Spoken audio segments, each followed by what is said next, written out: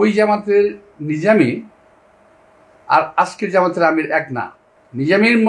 মাওলানা নিজামীর মতো প্রজ্ঞাশীল, বিজ্ঞ, বিচক্ষণ নেতা জামাতে আসে নাই আর আসবেও না। আমি এরা খুব পরিষ্কার বলতে পারি আমি। কেউ কেউ এরকম বিশ্লেষণ করে যে গণ অভ্যুত্থান পরবর্তী সময়ে বিএনপির মতো এরকম একটা বড় বাংলাদেশি শক্তিকে ধ্বংসের জন্য এখানে আমাদের প্রতিবেশী রাষ্ট্র ভারতের হাত আছে। তারা থার্ড ওয়েতে কৌশলগতভাবে এরকম একটি রাজনৈতিক দলকে যদি দুর্বল করে দেওয়া হয় তাহলে তাদের জন্যই সুবিধা আওয়ামী লীগকে আবারও পুনর্বাসন করতে। আপনি কি এটা বিশ্বাস করেন? ডেফিনেটলি এটা তো বিশ্বাস করবোই। প্রথমে তারা কি করবে? প্রথমে হলো তারা বিএনপিকে ধ্বংস করার চেষ্টা করবে, নাম্বার ওয়ান। করে এমন একটা দলকে ক্ষমতা নেওয়ার চেষ্টা করবে যাকে ধ্বংস করা খুব সহজ হবে। পরবর্তী পর্যায়ে তাকে ধ্বংস করবে, করে আওয়ামী লীগ পুনর্প্রতিষ্ঠিত করবে। এটা হলো এই মুহূর্তে ভারতের চাহিদা, ভারতের টার্গেট। এবং এখানে আবার আমাদের দলের আমাদের দেশের কিছু রাজনৈতিক দল তারা ওই টাইপে পা দিয়ে দিচ্ছে অলরেডি। আচ্ছা, আমি এটা একটু খেয়াল করে দেখো যে 3টি নির্বাচন হলো, ডাকসু, জাকসু, জাকসু নির্বাচন হলো। এখানে জামাত পাশ হয়ে গেল কিভাবে? হাউ? এটা সম্ভব না আওয়ামী লীগের ভোট ছাড়া। ছাত্রলীগের সবাই একটাকে ভোট দিয়ে দিচ্ছে, অর্থাৎ বিএনপি খেদাও, এই একটা প্রক্রিয়া জামাত করে নিচ্ছে। আচ্ছা, এবং সেই প্রক্রিয়ায় তারা আগে বাড়তেছে, ফলে এই জায়গাগুলো তারা উইন করতে পারছে। আপনার এই অভিযোগকে যদি আমরা সত্য বলে ধরে নিই তাহলে তো জাতীয় নির্বাচনের ক্ষেত্রে এটি ঘটতে পারে। এটা এই জাতীয় নির্বাচনের ক্ষেত্রে এটা ঘটার সম্ভাবনা আছে, তবে অতটা সিরিয়াস হবে না। জাতীয় নির্বাচনে যে প্রভাবটা ওখানে পড়েছে এরকম প্রভাবটা পড়বে না। আচ্ছা, তবে জামাত চেষ্টা করছে, যেমন করতেছে, যেমন কোথাও যদি আওয়ামী লীগের কেউ গ্রেপ্তার হয় তখন তারা দিকে সহানুভূতি জানায়। হোয়ারেস কথা ছিল যে আমরা আওয়ামী লীগকে কোনো রকম সহানুভূতি জানাবো না। সকল দলের একটা ঐক্যবদ্ধ আলোচনা ছিল যে আওয়ামী লীগকে আমরা প্রশ্রয় দেবো না। সেখানে আওয়ামী লীগকে তারা হাতে নেওয়ার চেষ্টা করছে, কোলে নিয়ে কাকে নিয়ে চেষ্টা করছে। কিন্তু আওয়ামী লীগের মতো দেশপ্রেমী কিছু লোক তো আছে যারা এই ট্যাপটা বুঝবে। এই অভিযোগ যেমন জামাতের বিরুদ্ধে আসছে, একইভাবে যেমন আজকে জাহাঙ্গীরনগর বিশ্ববিদ্যালয়ের অধ্যাপক ডক্টর দিলারা চৌধুরী তিনি বললেন যে আওয়ামী লীগ যদি পুনর্বাসিত হয় তাহলে বিএনপির কাঁধে চড়ে তারা আসতে পারে। এটাকে কিভাবে দেখেন আপনি, বক্তব্যটাকে? আমি দিলারা আসেন, ডক্টর দিলারা চৌধুরী, যেহেতু উনি ভিসি না, উনি সাবেক শিক্ষক। সাবেক শিক্ষক। আমি ওনার প্রতি শ্রদ্ধা রেখে বলছি, উনি একটা জাতিকে একটা ভ্রান্ত মেসেজ দিচ্ছেন। ওনার উচিত নয় কাজটা করা। বিএনপির ঘাড়ে চেপে আওয়ামী লীগ কখনোই বাংলাদেশে আসতে পারবে না, বরং অন্য যারা আছে ওদের ঘাড়ে চেপে আসতে পারে। যারা এখন প্রচ্ছন্নভাবে সহযোগিতা করতেছে, যারা এখন মন্দিরে গিয়ে পূজা করতেছে, যারা এখন মন্দিরে গিয়ে সেজদা করতেছে, যারা এখন মন্দিরে গিয়ে কৃষ্ণকে মিলাচ্ছে রসুল সাল্লাল্লাহু আলাইহি ওয়াসাল্লামের সঙ্গে, তাদের ঘাড়ে ভাড়া দিয়ে আসতে পারে। কিন্তু বিএনপি ঘাড়ে ভাড়া দিয়ে কখনো আওয়ামী লীগের চান্স নেই। আচ্ছা, আগামী নির্বাচন হবে বলে বারবার সরকারের পক্ষ থেকে বলা হচ্ছে, এবং জামাত যদিও পিআর নিয়ে আন্দোলন করছে, জামাত সহ 7টি দল, কিন্তু তাদের নির্বাচনী প্রস্তুতি সবচেয়ে বেশি বলে কদিন আগে প্রথম আলো একটা প্রতিবেদনে বলেছে যে নির্বাচনের ক্ষেত্রে জামাতে গিয়ে বিএনপি পিছিয়ে। নির্বাচনী প্রস্তুতি, এটা কি সত্য? জামাত নির্বাচন করবে, যত কথাই করুক, বলুক, করা যত লাফালাফি করুক, জামাতের বুক আর মুখ এক নয়। আমি কথা খুব পরিষ্কার বললাম, আমার বিরুদ্ধে ওনারা বলতে পারে। ওদের বুক আর মুখ এক কথা নয়, বুকে এক জিনিস আছে, মুখে একটা বলতেছে। আচ্ছা, আপনি তো জামাতের শীর্ষ নেতাদের সঙ্গে একই সঙ্গে জেলখানায় ছিলেন, মাওলানা মতিউর রহমান নিজামী, আলী হাসান মুজাহিদ, মীর কাসেম আলী, আরো অন্যান্যদের সঙ্গে, দিলওয়ার হোসেন সাইদি। তো আপনি যে অভিযোগটি করলেন সেটা কি তখন তাদের মধ্যে দেখেছেন, বা এক্সপিরিয়েন্সটা কি? আমি যেহেতু ওনারা সবাই প্রায়ত, নাকি ওই জামাতের সঙ্গে এখনের জামাত আপনি তফাৎ দিচ্ছেন? আমি বাস্তবে বলতে যেটা বলবো, আমি ওই জামাতের নিজামী আর আজকের জামাতের আমির এক না। মাওলানা নিজামীর মতো প্রজ্ঞাশীল, বিজ্ঞ, বিচক্ষণ নেতা জামাতে আসে নাই আর আসবেও না। আমি এরা খুব পরিষ্কার বলতে পারি আমি।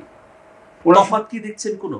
ওই সময়ও জামাতের সঙ্গে আপনারা রাজনীতি করেছেন বা আপনার ক্যাবিনেটে ছিল, এখনো আপনারা জামাতকে দেখছেন, এই 16 বছর তো আন্দোলন করেছেন নতুন জামাত এর সঙ্গে কিছু, বা এখন গণঅভ্যুত্থান পরবর্তীতে তাদের যে তৎপরতা, আপনি কি কোনো পরিবর্তন দেখেন?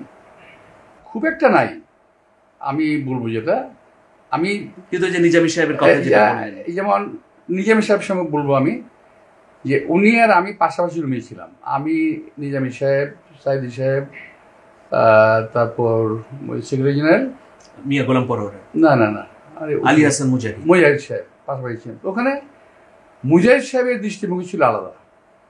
নিজামের সঙ্গে তার সাহেবের সঙ্গে তার খুব একটা সম্পর্ক, খুব একটা মতের মিল ছিল বলে আমি দেখি নাই, জেলখানায় আমি দেখি নাই। কিন্তু নিজামী সাহেব স্বল্প কথা বলতেন, আসল কথাটা বলতেন। আর মুজাহিদ সাহেব উনি কথা বলতেন বেশি, আসল কথাটা বলতেন না। ঠিক আছে, আমি কিন্তু একদিন ওনারা বসে চা খাচ্ছেন, আমি ওখানে গিয়ে হাজির হলাম। এটা একটা বাস্তব গল্প, অভিজ্ঞতা, গল্প না। ওখানে আমি হাজির হলাম, হাজির হয়ে আমি দেখলাম যে ওরা দুজন কথা বলতেছে। আমি বললাম যে আমি বলবো একটু, হ্যাঁ বসেন। তা আমি তো নিজামী সাহেব বসে আছি, নিজামী সাহেব আপনি বলেন তো, সরি নিজামী সাহেব বললাম যে আপনি বলেন তো একটু। আমি বললাম হুজুর আপনি একটু বলবেন যে আপনার 2008 সালের নির্বাচনে কেন গেলেন? আমি 1/11 পরে যে নির্বাচনটা, হ্যাঁ, এবং অভিযোগ করা হয় যে জামাত বিএনপিকে রাজি করি, রাইট, এক্স্যাক্টলি। তো আমি বলি আপনি কেন গেলেন? নিজামী সাহেব কিন্তু উনি যে বিজ্ঞ এর প্রমাণ দিলেন। উনি কিন্তু চুপ করে থাকলেন, কোনো শব্দ করলেন না, একটা কথা শব্দ করলেন না উনি, কোনো উত্তর করলেন না উনি। তখন আমি বাধ্য হয়ে, নিজে মুরবি মানুষ, ওনাকে আমি বেশি চাপ দিতে পারি না। আমি নিজামী সাহেব, কি নাম মুজাহিদ সাহেব, আমরা প্রায় মোটামুটি ওই সময় 2 বছরের কম বেশি হতে পারে। আমি ওনাকে জিজ্ঞেস করলাম, কি ভাই আপনি তো নির্বাচনে গেলেন, একদম হাত গুটে বললেন একা নির্বাচনে চলে যাবো যদি আপনারা না যান, দেশনেত্রী বেগম খালেদা জিয়াকে রীতিমতো সেট করলেন, নির্বাচনে বাধ্য করলেন। এখন রেজাল্ট কী হলো? এখন রেজাল্ট কী পাচ্ছেন? আমার নেত্রী বিজ্ঞ ছিল না আপনার অনভিজ্ঞ ছিলেন, কোনটা? তো উনি কোনো কথা না বলে চলে গেলেন সামনে থেকে। আমার নিজের অভিজ্ঞতা থেকে বলছি। পুনর্জাগরণের একটা প্রতীক তারেক রহমান, প্রেসিডেন্ট জিয়াউর রহমান খালেদা জিয়ার পরে। কিন্তু উনি দীর্ঘদিন ধরে দেশের বাইরে, উনি এখন অনলাইনে যুক্ত হচ্ছেন, অনলাইনে ইন্সপায়ার করছেন বা মোটিভেশন করছেন বা নির্দেশনা দিচ্ছেন। আপনি কি মনে করেন যে গণ অভ্যুত্থানের পরপর যদি তিনি দেশে আসতেন, তাহলে এই যে কিছু কিছু ঘটনা ঘটছে, বা আমরা বিএনপির সূত্র থেকেই জানি যে প্রায় 5 থেকে 7 হাজার নেতাকর্মীকে বহিষ্কার করা হয়েছে নানা ধরনের সংশ্লিষ্টতার কারণে, সেটা হতো না? আসলে এই কথাটা আমি মনে করি যে অনেক অংশে ঠিক না। ওই সময় আমাদের নেতা তারেক রহমানের দেশে আসাটা একটু ঝুঁকিপূর্ণ ছিল, আচ্ছা, এটা আমার ধারণা। আচ্ছা, উনি আসেন নাই, কাজটা যে খুব খারাপ করেছেন তা নয়, আসেন নাই, ভালোই করেছেন। উনি আসলে যেটা হতো, উনি আসলে সেটা, না আসলে সেটা হয় নাই, এটাও ঠিক না। উনি ওখান থেকে কন্ট্রোল করার চেষ্টা করেছেন। পৃথিবীর ইতিহাসে বহু নেতাই আছে যারা দেশে বাইরে থেকে নেতৃত্ব দিয়েছেন, যখন এত আধুনিক সিস্টেম ছিল না। এখন তো জুমে কথা বলা যায়, স্কাইপের কথা বলা যায়, বিভিন্ন সিস্টেমে কথা বলা যায়, তখন ছিল না। আমরা বলতে পারি, আমরা ইরানের ইমাম খুমেনি বলতে পারি, আরও আছে, অনেক আছে যে বাইরে থেকে নেতৃত্ব দিয়েছেন। ওরা এটা ইতিহাস আছে। তো আমাদের একটি চেয়ারম্যান এর ব্যতিক্রম কিছু না।